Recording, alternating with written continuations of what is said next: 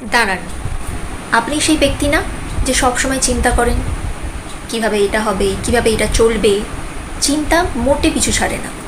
তাহলে আজকে আপনি কয়েক মিনিট আমার কথাটা শুনুন।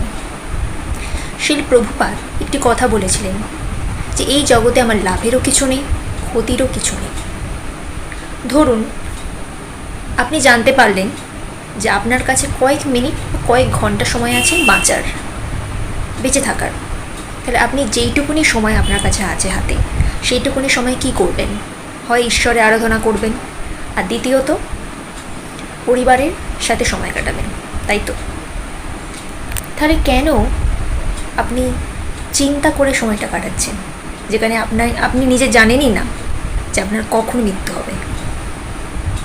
যেইটুকুনি সময় আপনার হাতে আছে, যেইটুকুনি সময় আপনি চিন্তা করে কাটাচ্ছেন, সেইটুকুনি সময় ঈশ্বরকে দিন না।